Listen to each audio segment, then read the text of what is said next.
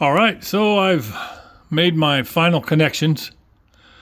I pulled the out line. This line was coming out of the transfer switch, and it goes over to this new splice block. But I've labeled everything. As you can see, I've got in from shore power, and then I've got going out of the transfer switch to the multi plus 2. And then up there is coming out of the multi-plus into this transfer switch and on down this line that goes to the breaker panel. So that should feed all my 120 volt system. I don't have a generator, so this transfer switch is got an empty spot up there, and sometime I may add a cord that I can plug in a portable generator, but right now that's not an issue. So moving on to, I have not yet turned power back on to make sure everything is all right. I've double checked all my connections; they're tight. I did a pull test, and the fasteners and screws are all tightened down.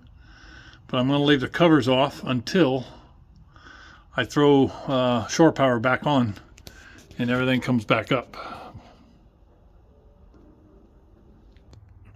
Moving over to the battery compartment.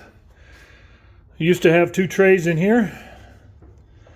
I took those trays out. I added a structural bottom for these batteries to sit on because they came out a little wider than the base of this box is. So I had them come out to where they sit level on this ledge, which is part of the wall and the frame. And then these straps, I just added this strap to keep them from wanting to rock back and forth.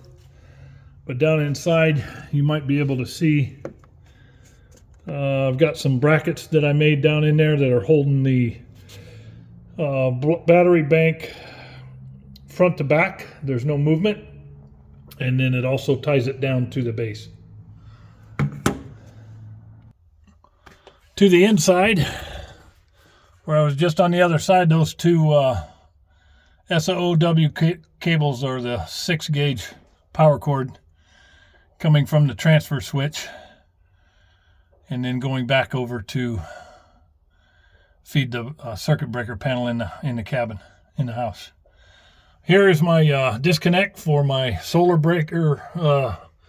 I've got a left side and a right side, so I've got 2 breakers. You can see my multi plus 2 is all wired up. I think everything is good to go on it. I've got 2 charge controllers, a left bank and a right bank, and then my DC distribution bar. And then over to the far left over there, you see that red knob? That's my 12 volt disconnect. I removed the factory installed, which was on the back side of this compartment over by that door. I've removed it, and I feed the 12 volt system from that, from the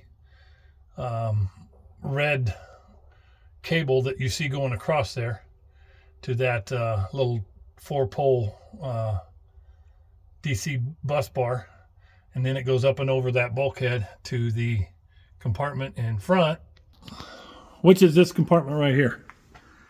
Like I said, I haven't connected this yet.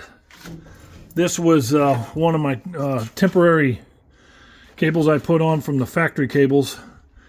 While I was working, I just left one of the batteries inside this compartment so I could work and still have lights. But I'm going to take and disconnect. Let's see if we can see it back in there. That lug right there with the electrical black tape on it, that's a factory installed battery cable to power this bus bar, which feeds all my 12 volt systems, including the hydraulic pumps for the level system and the slides, and then my electrical for slide outs. So only thing I have left to do is to disconnect where that big flat washer is. I put my new cable is sitting back in there. right now. And I put new cable, new lug, new shrink wrap. I don't use a black tape on them. And that's going to connect right there and power up all my 12 volt. I haven't done it, but it's about time. So thanks for watching. Stay tuned for a final test. I'm going to have to pull it out at one point and let some sun shine on the panels and verify all that. But I've got to get this video posted and move forward for today. Thanks for watching.